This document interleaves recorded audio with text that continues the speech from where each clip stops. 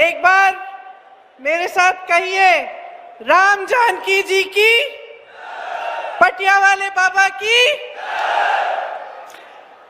आपकी खास श्रद्धा है पटिया वाले बाबा के साथ के प्रति, है ना? देखिए, ये वीरों की धरती है। मैं जानती हूं कि जो भी नेता यहां आता होगा वो आपसे यही बात कहता होगा, कहता है कि नहीं? लेकिन सच्चाई है कि ये वीरों की धरती है। आपने यहां से कितने अपने जवान बेटे हमारी सरहदों पे भेजे, सेना में भेजे, हमारी देश की रक्षा करने के लिए। इसीलिए ये धरती हमारे लिए हमेशा पवित्र धरती मानी जाएगी।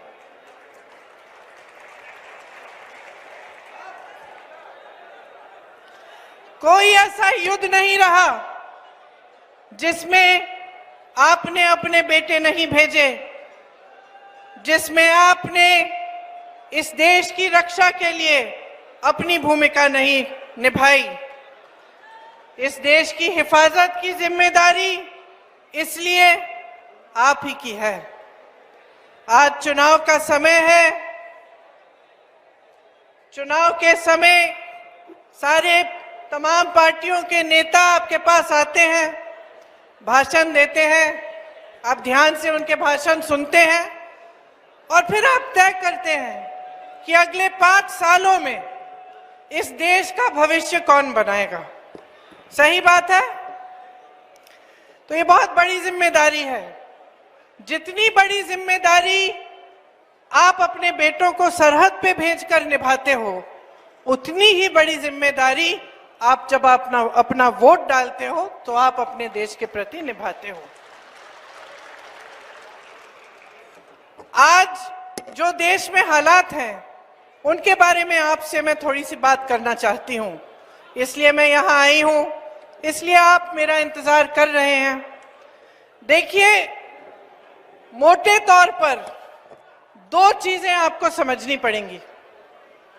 सबसे पहली ये कि जो देश में 10 सालों के लिए नरेंद्र मोदी जी की सरकार चल रही है, वो किस तरह की सरकार है, उसने आपके लिए क्या क्या किया, क्या नहीं किया, और हमारे प्रधानमंत्री जी का ध्यान क्या आपके प्रति है या फिर कहीं और रहता है।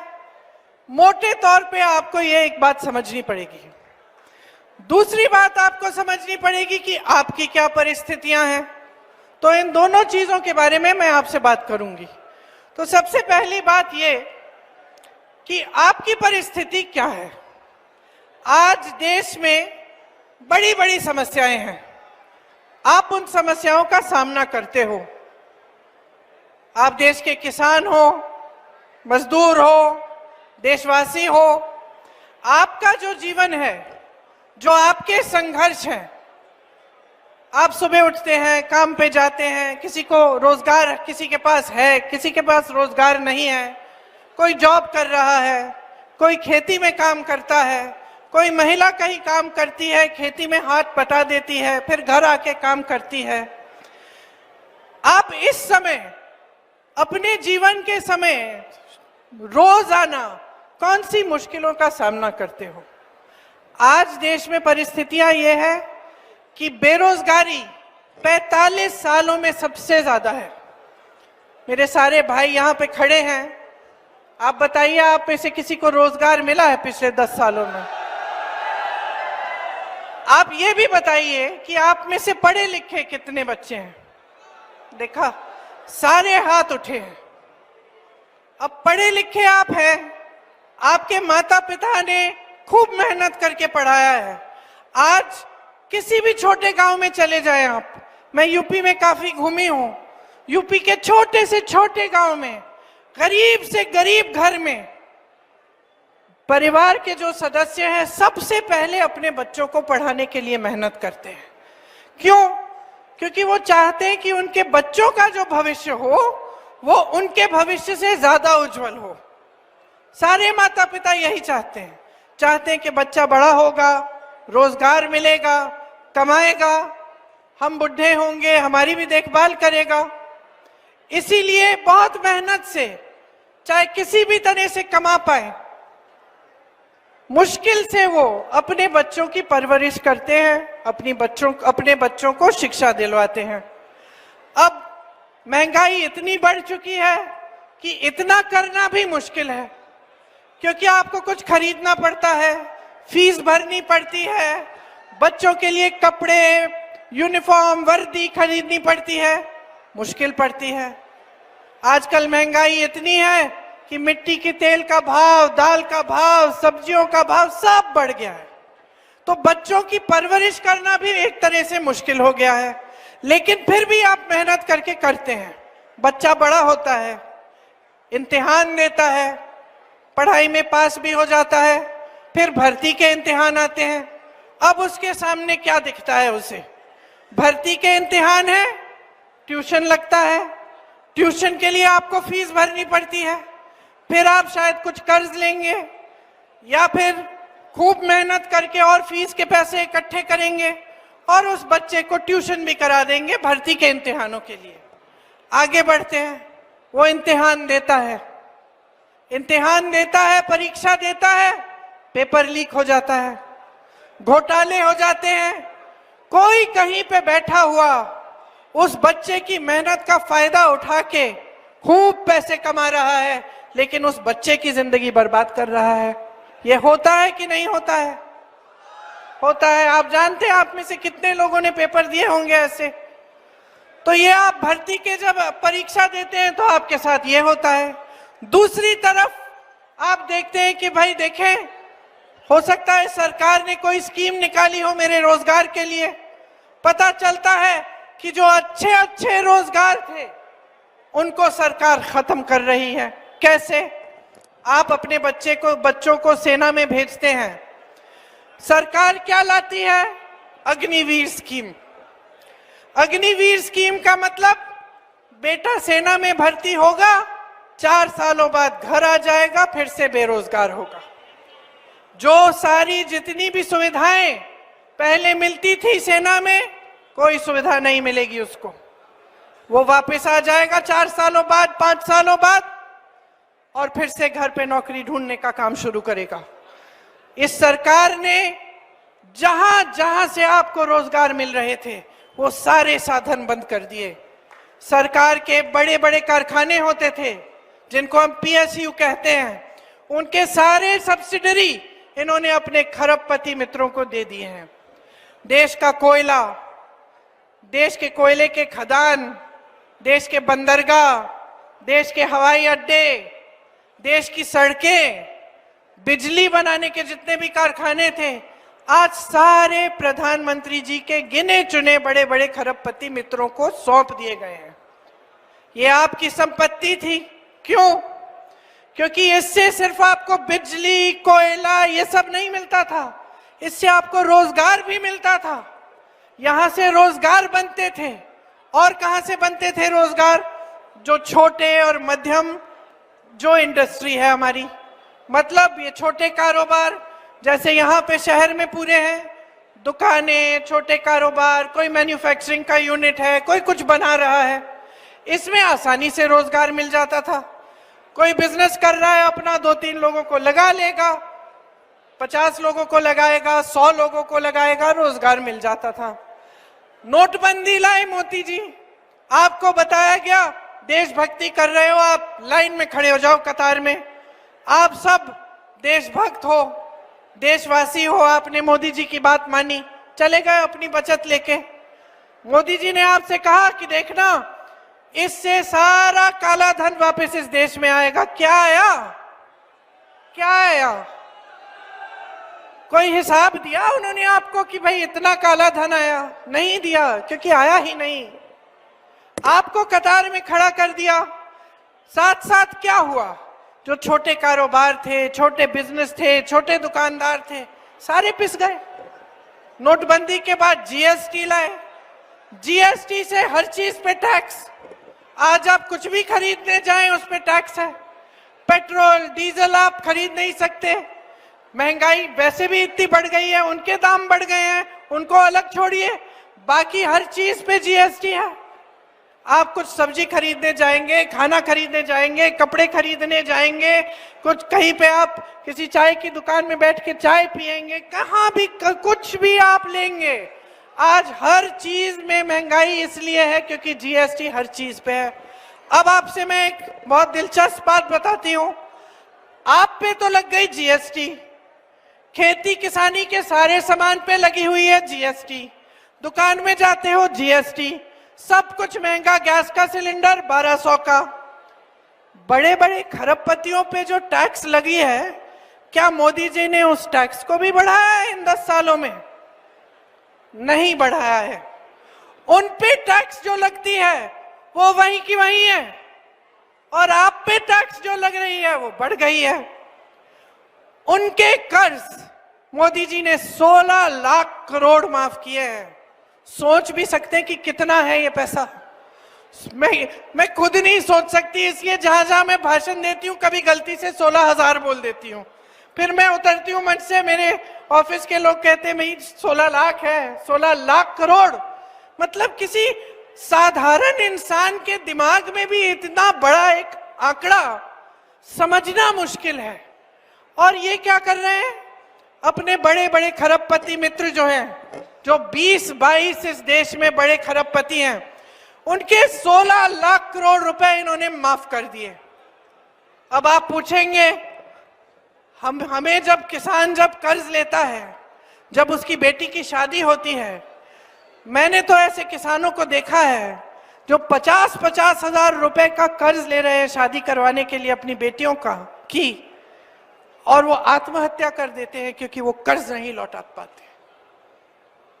10,000 रुपए के लिए, 50,000 रुपए के लिए, 1 लाख रुपए के लिए आज देश का किसान आत्महत्या करता है, और देश का खरबपति देश की संपत्ति से, आपके सरकारी बैंकों से 16 लाख करोड़ रुपए का कर्ज अपना माफ करा देता है। ये चल रही है बहनों और भाइयों सरकार आपके देश में। जब आपके बेटे सरहद पे जाते हैं, खून पसीना दे के आते हैं देश के लिए, तो उनकी ये उम्मीद है कि जो सिंहासन पे बैठेगा, जो हमारे देश के प्रधानमंत्री बनेंगे, उनका ध्यान सिर्फ बड़े बड़े खरबपतियों की तरफ होगा? क्या ये उम्मीद रखते हैं आप अपने नेताओं से? कैसी परंपरा रही है हमारे देश की। महात्माओं से लेकर राजनीति से पहले धर्म की जो परंपराएं रही हैं, उन्हीं ने तो हमारी राजनीति की परंपरा की नींव डाली। महात्मा गांधी जी ने जो आंदोलन किया ब्रिटिश साम्राज्य के खिलाफ, किस पे आधारित था? वो हिंदू धर्म की सीख पे आधारित था। कांग्रेस पार्टी किस पे आधारित है? हिंदू धर्म जो सिखाता है उस पे आधारित है। कैसे? क्योंकि महात्मा गांधी जी ने जो आंदोलन किया उसमें एक ही उनकी धारणा थी, सत्य। सत्य के पथ पे चलना, और उस सत्य के आधार पर ये देश आजाद हुआ। ये हमारी परंपरा है। हमारी परंपरा है गुरुओं महात्माओं से लेकर आज तक हमारी परंपरा ये रही है इस देश की कि जो सत्ता में रहता है वो देश की सेवा ही उसका धर्म बनता है, और वो धर्म को इस तरह निभाता है कि वो देश की जनता को सर्वोपरि रखता है, भगवान की तरह मानता है। ये हमारी परंपरा रही है। आज हमारी सरकार जो है वो जनता के लिए नहीं चल रही है, वो आपके लिए नहीं चल रही है। कैसे पता चलता है? जब इनके नेता, भाजपा के नेता आपके सामने भाषण देने आते हैं तो जरा मुझे बताइए कि क्या क्या बातें करते हैं। मोदी जी से के मुंह से अगर किसी एक जने ने ये शब्द बेरोजगारी सुना हो तो हाथ उठाओ। सुना है? 10 सालों के लिए प्रधानमंत्री रहे हैं, अरे पूरी दुनिया में नाम बनाए आए हैं। पूरी दुनिया का भ्रमण कर रहे हैं, अपने लिए 2 हवाई जहाज 16,000 करोड़ रुपए के खरीद भी लिए हैं और भ्रमण किए हैं। अमेरिका से लेके, इटली से लेके फ्रांस, पता नहीं कहां कहां घूम आए हैं। अच्छी बात है, कहते हैं देश का नाम मान सम्मान बढ़ा रहे हैं, ठीक है। लेकिन मोदी जी क्या इस देश की जनता को भूल गए हैं, या फिर सत्ता इतनी हो गई है और मीडिया का अपार समर्थन है, खरबपतियों का अपार पैसा धन है कि जनता से कट चुके हैं। और भाइयों और बहनों, ये होता है, कोई पुलिस का बड़ा अफसर होता है, उसके सामने जो छोटे जो पुलिस के अधिकारी हैं वो डरते हैं कभी कभी सच बताने से। कभी कोई गलती हो गई, कुछ हो गया, बताएंगे नहीं। कोई सरकारी अधिकारी होता है, बहुत सत्ता होती है उसकी, बहुत अहंकार होता है, तो बाकी जो लोग हैं उनके पियन, उनके यहाँ जो काम करते हैं वो डरते हैं। मैंने देखा है प्रधानमंत्रियों के साथ क्या होता है, चमचे आ जाते हैं इर्द गिर्द, आते कि नहीं? सुबह उठते हो कहते हैं बहुत खिल रहे हैं नेताजी, भाषण देते हो कहते हैं वाह वाह क्या भाषण दिया आपने, आज तो आपने बढ़िया भाषण दिया। कुछ काम करते हो, किसी से मिल लेते हो, कहते हैं कि आज तो प्रधानमंत्री जी आपने तो सबको दिखा दिया, वाह किस तरह से आप मिले उस किसान से, है ना? यही होता है। लेकिन इसमें क्या होता है, जो आसपास के लोग हैं वो सच्चाई नहीं बताते। जब वो सच्चाई बताना बंद करते हैं तो नेता कट जाता है जनता से। आज मोदी जी महलों में रहते हैं, बड़ी बड़ी गाड़ियों में घूमते हैं, बड़े बड़े हवाई जहाजों में घूमते हैं, आपके बीच आते हैं तो इस तरह से मंच पे आते हैं। कभी किसी के घर में देखा है उनको, किसी के गांव में जाते हुए देखा है?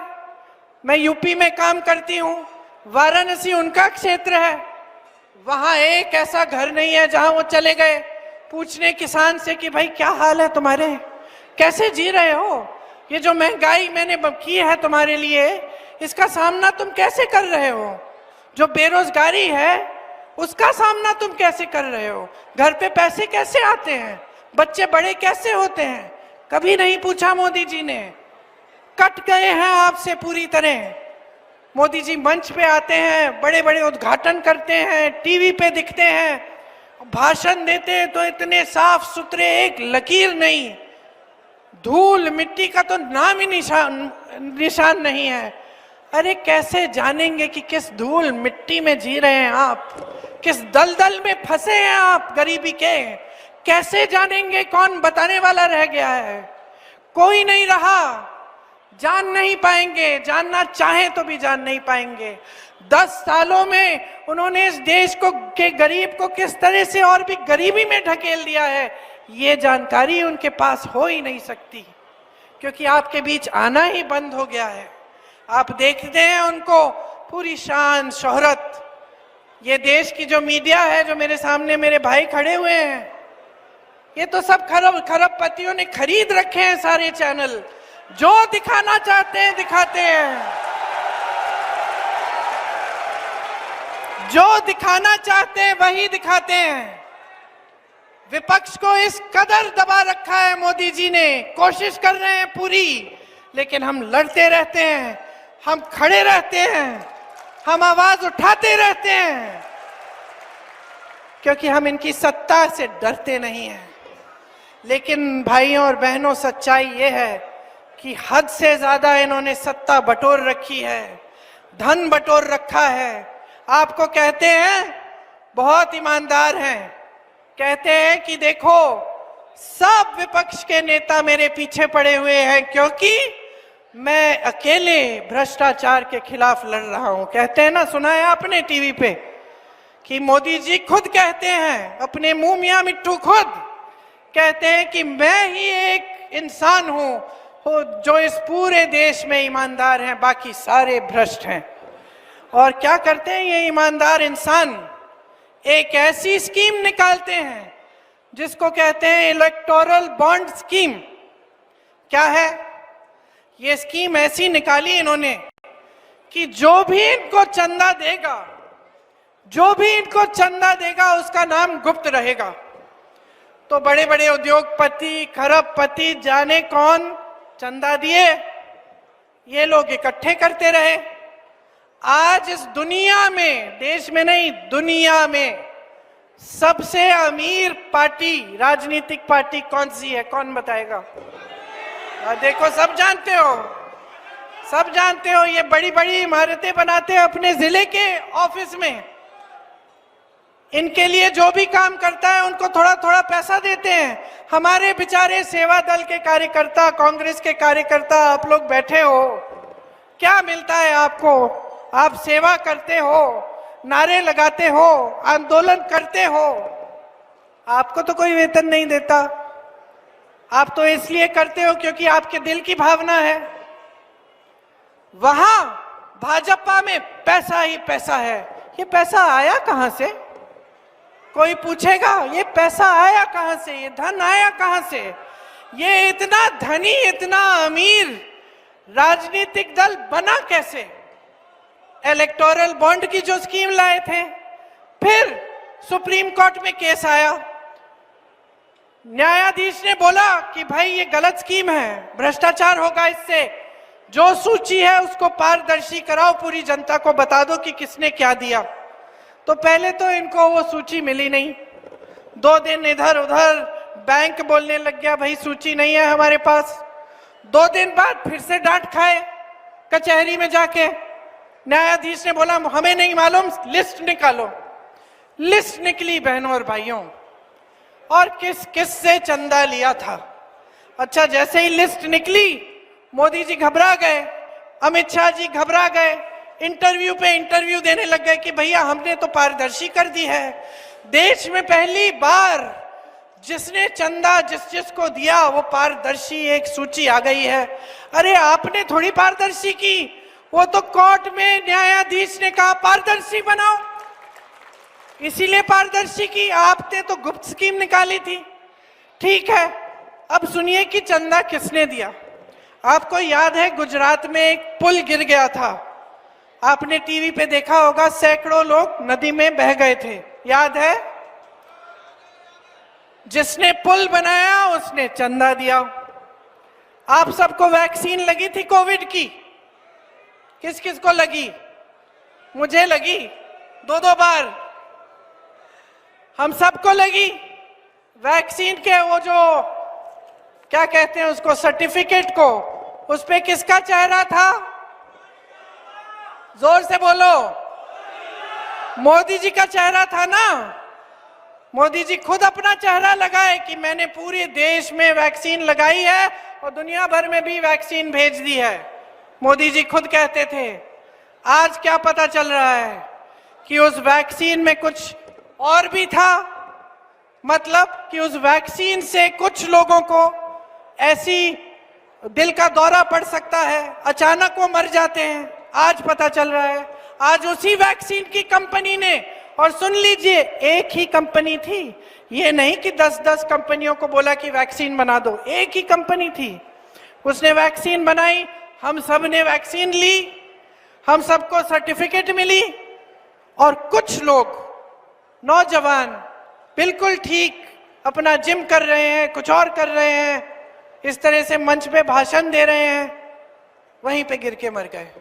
आज वो वैक्सीन की कंपनी कहती है कि हाँ इसमें कुछ ऐसा है कि कुछ लोगों का रिएक्शन हो सकता है इससे।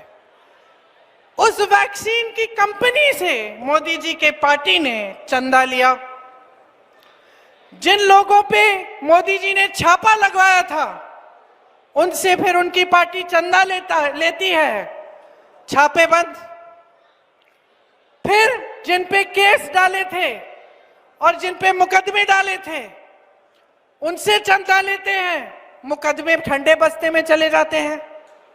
तो आप बताइए चंदा ले रहे थे कि वसूली कर रहे थे? जैसे छोटे जो रास्ते के गुंडे होते हैं जो आके आपकी दुकान पे बोलते हैं भाई हफ्ता दो, यही तो कर रहे थे ये लोग। और ऐसे कर करके अपनी पार्टी को सबसे अमीर पार्टी बना दिया देश में। तो ध्यान कहां है इन लोगों का? ध्यान आपके ऊपर है, आपकी बेरोजगारी, आपकी गरीबी, आपकी खेती पे। किसान ने आंदोलन किया 1-2 साल पहले, आपको याद है? दिल्ली के बाहर लाखों किसान बैठे। क्या मोदी जी निकले? मोदी जी निकले बात करने के लिए? क्या मोदी जी ने कहा कि भाई तुम बहुत प्रताड़ित हो, तुम में से 10-15 लोग घर आ जाओ, मिल लो, बता दो क्या बात है, क्यों अच्छे नहीं लग रहे हैं ये कानून मेरे? नहीं कहा। वो कानून उन्होंने वापस तब लिए जब उत्तर प्रदेश का चुनाव आ रहा था। बहनों और भाइयों, जब चुनाव दिखने लगा तो अचानक कानून वापस ले लिए। जब 600 किसान शहीद हो रहे थे तब कुछ नहीं किया। जब आपका मंत्री, इनकी सरकार का मंत्री उत्तर प्रदेश में और उसका बेटा जीप के पहियों के नीचे किसानों को कुचल रहा है, तो आप मंत्री को बचा रहे हो, उसके बेटे को बचा रहे हो। मैंने जाने की कोशिश की उनके परिवार से मिलने के लिए, मुझे गिरफ्तार कर दिया, लेकिन उनको गिरफ्तार नहीं किया जिसने किसानों को कुचला। ये सरकार चल रही है। तो अब ये सारी बातें आपके सामने हो रही हैं।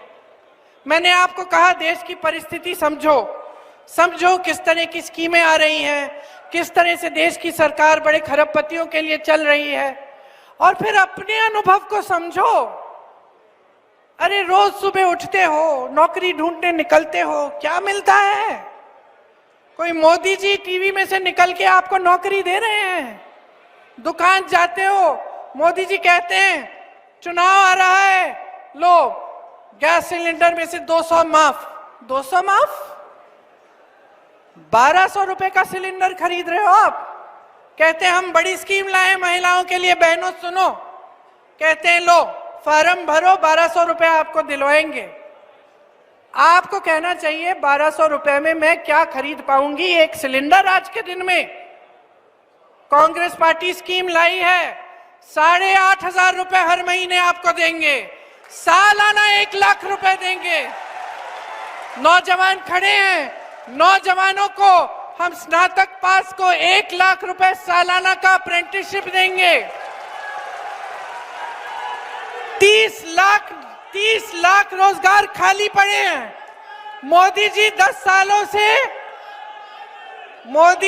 सालों से आपको यहाँ पे इवेंट बाजी दिखा रहे हैं, लेकिन वो 30 लाख पद नहीं भर पाए। इतने बड़े प्रधानमंत्री हैं। मैं पहले कह रही थी, इनके जो नेता हैं कहते हैं कि अरे वाह मोदी जी जैसा कोई नहीं, ऐसे चुटकी बजाएंगे सारे जंग बंद हो जाएंगे दुनिया में। वाह, तो चुटकी बजाएं, रोजगार दें, चुटकी बजाएं, महंगाई कम करें, चुटकी बजाएं, नया अस्पताल बना के दें, आपको संस्थाएं बनाएं, जैसे पंडित जवाहरलाल नेहरू से लेकर सारे कांग्रेस के जितने भी नेता रहे प्रधानमंत्री उन्होंने बनाए। IIT, IIM, एम्स, ये सब किसने बनाया?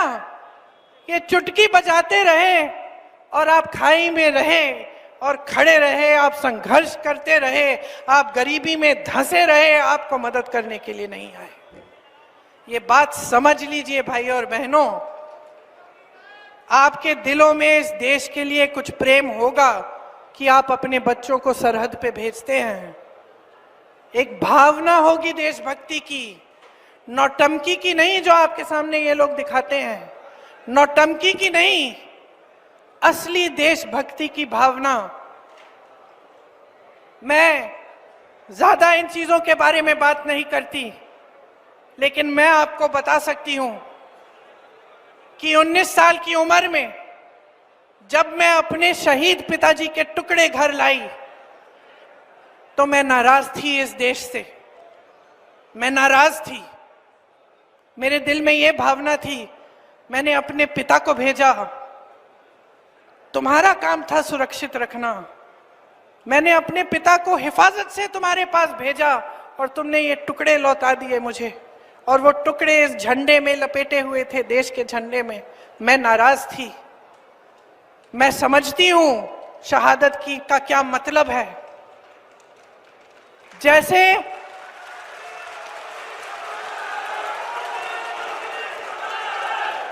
आज मैं 52 साल की हूं, आज मैं 52 साल की हूं, पहली बार मैंने ये चीज सार्वजनिक ऐसे मंच पे कही है। लेकिन वो जो नाराजगी थी मेरी, आस्ते आस्ते मैं समझी कि उस तरह की जो नाराजगी होती है वो सिर्फ उससे होती है जिससे प्रेम करते हैं हम। मेरे देश के लिए मेरे दिल में कितना प्रेम है, मैं कैसे समझाऊं। जब मोदी जी मंच पे खड़े होकर मेरे पिता को देशद्रोही बोलते हैं, जब मोदी जी कहते हैं कि मेरे पिताजी ने कोई कानून बदल दिया अपनी मां से विरासत लेने के लिए, तो मेरे दिल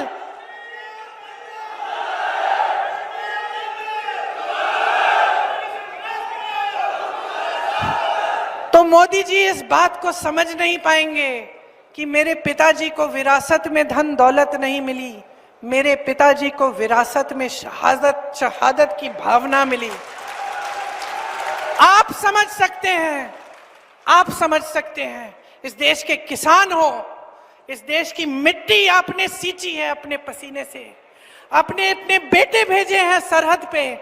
जब आपके बेटे शहीद होते हैं इस देश के लिए, तो मैं जानती हूं कि आपके दिल में क्या भावना है, क्योंकि वही भावना मेरे दिल में है। जो पुलवामा के शहीद हैं, जब वो हुआ, पुलवामा का हुआ, उनमें से कुछ परिवार यूपी के थे। उस समय मैं यूपी में थी, मैं गई उनके घर, और ज्यादातर परिवारों में पता है क्या बताया उन्होंने मुझे? जो बच्चे बचे थे उन्होंने कहा दीदी हमको भी सेना में भर्ती होना है। एक लड़की थी, उसका भाई एयरफोर्स में था, उसने कहा दीदी मैं पायलट बनूंगी, मैं एयरफोर्स में भर्ती होंगी। यही है शहादत की भावना। ये भावना मोदी जी नहीं समझ सकते। जो मोदी जी इंदिरा गांधी जैसी एक शहीद के बारे में उल्टी सीधी बातें करते हैं, जो मोदी जी इस भावना को देख के सिर्फ परिवारवाद देखते हैं लेकिन देशभक्ति नहीं देखते, देश की सेवा नहीं देखते, वो इस भावना को नहीं समझ सकते। मैं आपको ये कहने आई हूं, मैं आपको ये कहने आई हूं कि हमें देशद्रोही कहें, हमें घर से निकाल दें, मेरे भाई को संसद से निकाल दिया, हम पे केस डाले, मेरे भाई पे इतने केस डाल दिए कि कभी इधर कभी उधर, कभी गुजरात में कभी बिहार में वो जाता है कचहरी, जाएगा, कुछ भी कर ले, मार डाले, लेकिन ये भावना हमारे दिल से कोई नहीं निकाल सकता। और क्योंकि हमारे दिल में ये भावना है, इसीलिए आज आपके सामने खड़े होकर मैं आपसे एक आग्रह करने आई हूं। मैं आपसे वोट मांगने नहीं आई हूं, मैं आपसे आग्रह करने आई हूं कि देश की जनता हो, देश की जनता हो, सर्वोपरि हो, जागरूक हो जाओ। जो टीवी पे दिख रहा है, जो रोज रोज सिखाया जा रहा है, जो रोज रोज दिखाया जा रहा है, जो प्रचार किया जा रहा है, जो बड़ी बड़ी होर्डिंग्स लग रही हैं, वो सच्चाई नहीं है। तुम्हारा जीवन सच्चाई है। तुम जो लाल शर्ट पहन के वहां बैठे हो, तुम्हारा जीवन सच्चाई है। जो तुम पीली शर्ट पहन के वहां बैठे हो, मेरी बहन जो नीली साड़ी पहनी है, तुम्हारा जीवन सच्चाई है। सच्चाई वो है जो तुम जी रहे हो। सच्चाई महंगाई है, सच्चाई बेरोजगारी है, सच्चाई एक सरकार है जिसके हित में इस देश का गरीब नहीं रहा। इस सच्चाई को पहचानो। ये देश किस दिशा में जा रहा है, इस देश के नेता कितने निकम्मे बन गए हैं कि जब आपके सामने आते हैं 10 सालों के राज के बाद आपको एक चीज नहीं गिनाते जो इन्होंने आपके लिए की। आपको सिर्फ धर्म की बात बताते हैं, वो बात जिससे आपके जज्बात उभरे, जिससे आपको लगे कि मेरे धर्म पे कुछ आंच आने वाली है, जिससे आपको लगे कि कोई मेरे धर्म के साथ खिलवाड़ कर रहा है। क्यों करते हैं? क्योंकि उसके जरिए आपका वोट लेते हैं और सत्ता में रहते हैं। पहचानिए इनको, इनकी सच्चाई को पहचानिए। हम सब धार्मिक हैं। इस देश में कोई ऐसा नहीं है जो धार्मिक नहीं है। इंदिरा जी ने मुझे सिखाया पूजा करना। पूजा का कमरा था उनके कमरे के पास, रोज सुबह बैठती थी। इंदिरा जी ने सिखाया, राजीव जी के साथ में मंदिर जाती थी। मेरी माँ जो यहाँ आई विदेश से, यहाँ की परंपराएं सीखी, उन्होंने मुझे सिखाया धर्म क्या होता है, हिंदू धर्म क्या है। हिंदू धर्म सत्य है। ये देश, इस देश का आधार सत्यमेव जयते है। हम जान देते हैं, हम सरहद पे जाते हैं तो सत्यमेव जयते नाम मुंह में लेकर, हम ये लफ्ज मुंह में लेकर जाते हैं, दिल में लेकर जाते हैं। और ये लोग आपके साथ खिलवाड़ कर रहे हैं। जब जब चुनाव आता है इनकी बातें सुनिए। कभी कहते हैं कि कांग्रेस पार्टी आपका मंगलसूत्र चुराने वाली है, कभी कहते हैं कि एक्सरे लेकर, एक्सरे मशीन, मोदी जी कह रहे हैं, देश के प्रधानमंत्री।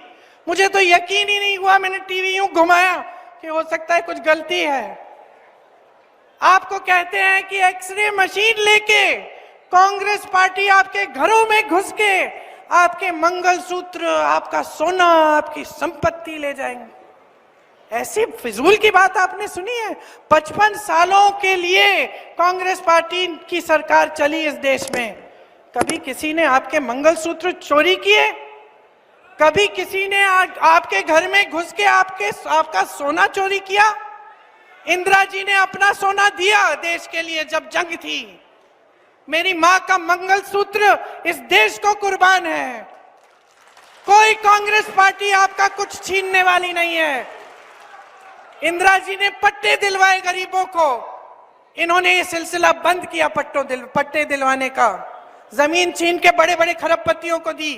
अभी मैं छत्तीसगढ़ के कोरबा से आई हूं, वहां कोयले का खदान था, जमीन थी गरीबों की, जमीन भी ली, खदान भी लिया, दे दिया खरबपति मित्रों को। आज रोजगार नहीं मिल रहा है वहां पे लोगों को। और ये कहते हैं कि हम आके आपकी चोरी करेंगे। समझ लीजिए कि क्या हो रहा है देश में। आज तो उन्होंने इससे भी बड़ी बात कह दी। सुनिए, ये देश के प्रधानमंत्री हैं, उनके पद की गरिमा है, एक गंभीरता है। उस पद पे ऐसे ऐसे महापुरुष बैठे हैं जो शहीद हुए देश के लिए, जो आपके सामने आकर इधर उधर की उल्टी सीधी बातें नहीं करते थे। और ये प्रधानमंत्री जी नरेंद्र मोदी जी आज इस देश की जनता के सामने आकर कहते हैं, आज ही की बात है, कि सावधान रहो, अगर तुम्हारे पास 2 भैंस हैं तो कांग्रेस पार्टी आके एक भैंस चुरा देगी। बताओ। मैं चुनौती देती हूं मोदी जी को। ये जो आवारा पशु की समस्या इन्होंने बना रखी है ना, पूरे यूपी में, मध्य प्रदेश में, एक आध भैंस इकट्ठी करके गौशाला में रख लें, बंद करवाएं ये सब जो आवारा पशु की समस्या है आपकी। गौशालाएं बनाएं, गौशालाओं को मजबूत बनाएं, जैसे छत्तीसगढ़ में कांग्रेस की सरकार ने किया। मालूम है आपको, कांग्रेस की सरकार ने छत्तीसगढ़ में ऐसी गौशालाएं बनाए जिसमें से महिलाओं को आमदनी मिल रही थी, गोबर खरीद रही थी सरकार, ताकि उन जानवरों की भी देखभाल अच्छी तरह से हो और आपको भी समस्या ना हो। बात यह है कि जब नीयत ठीक होती है तो नीति भी ठीक होती है। जब नीयत गलत होती है तो नीतियां भी गलत होती हैं। आज नीतियां इस आधार पे नहीं बन रही हैं कि आज का आम आदमी, इस देश का साधारण व्यक्ति कैसे जी रहा है, क्या संघर्ष कर रहा है। आज सरकार की नीतियां बड़े बड़े खरबपतियों के लिए बन रही हैं। अब मैंने खूब लंबी बातें कर ली, आपने बहुत ध्यान से मेरी बातें सुनी, मैं देख रही हूं। मैं आपसे सिर्फ ये कहने आई थी कि जागरूक बनो, गहराई से इन बातों को समझो। जो बेवकूफ बनाने की कोशिश कर रहा है उसको पहचानो। जिसने सालों के लिए, दशकों के लिए, पीढ़ियों के लिए आपके लिए काम किया, जो कन्याकुमारी से लेकर कश्मीर तक पैदल चलता है ये कहने के लिए कि ये देश एक है, जनता को बताने के लिए कि हम सब एक परिवार है, हम सब भाई बहन हैं, उसको पहचानो। और अपनी सच्चाई, अपनी असलियत को पहचान के ये जो कीमती वोट है जो संविधान ने आपको दिया है, इसको आप एकदम विवेक से इस्तेमाल करो और मैं ये नहीं कह रही हूं कि किसी नेता के लिए अपना वोट दो, मैं ये नहीं कह रही हूं कि मेरे लिए अपना वोट दो, कि कांग्रेस पार्टी को ही जाना चाहिए। मैं कह रही हूं अपने विवेक का इस्तेमाल करो, पहचानो असलियत को, और ये जो वोट है ना, ये अपने अधिकारों को मजबूत करने के लिए, अपने पैरों पे खड़े होने के लिए, अपने भविष्य को मजबूत बनाने के लिए, इस देश के भविष्य को बुलंद बनाने के लिए डालो, इस देश के संविधान को बचाने के लिए डालो, इस देश के अधिकार, आपके आरक्षण को बचाने के लिए डालो। ये आपका वोट बहुत कीमती है, इसको हल्के में मत लेना, इसको हल्के में मत लेना। कुछ भी करिए, लेकिन पोलिंग के दिन जब आप पोलिंग पे जाएंगे, 2 मिनट के लिए, या 2 मिनट नहीं, 2 सेकंड के लिए जरा चुपचाप आप खड़े होकर सोचिए कि मेरा वोट किसको जा रहा है। मेरे वोट से क्या मेरे गांव में विकास आएगा? मेरे वोट से क्या मेरे बच्चों को रोजगार मिलेगा? मेरे वोट से क्या ऐसी स्कीमें आएंगी जिससे मेरा फायदा होगा? कांग्रेस की बहुत सारी स्कीमें हैं। मैंने आपको कहा कि 30 लाख जो रोजगार है उनको भरने की स्कीम है, बहनों को 1 लाख रुपए सालाना देने की स्कीम है, लेकिन ऐसी बहुत सारी स्कीम है और हम इसको गारंटी बोल रहे हैं। गारंटी इसलिए बोल रहे हैं क्योंकि हमने करके दिखाया है बहनों और भाइयों। कर्नाटका में आज महिलाओं को मिल रहे हैं हर महीने पैसे, बस यात्रा मुफ्त में कर रही हैं महिलाएं। तेलंगाना में आज जितनी भी गारंटी दी थी वो पूरी हो रही हैं। छत्तीसगढ़ में किसानों के कर्ज माफ कराए, क्योंकि हम आपको आपके हित में काम करते हैं, हम आपकी सेवा करना चाहते हैं। ये मौका दीजिए। मैं जानती हूं कि जब आप अपनी समझदारी से जागरूक होकर पूरे विवेक से अपना वोट डालेंगे तो एक ही उम्मीदवार जीतेगा। यहां ये लो, नीतू सिकरवार, इधर आओ। मैं जानती हूं, क्योंकि बहुत हो गया है बहनों और भाइयों, बहुत देख लिया आपने, बहुत सुन लिया है। अब सच्चाई पे उतरो, इस देश को बचाओ और अपने भविष्य को बचाओ। जय हिंद। जोर से मेरे साथ बोलो एक बार, जय हिंद, जय हिंद।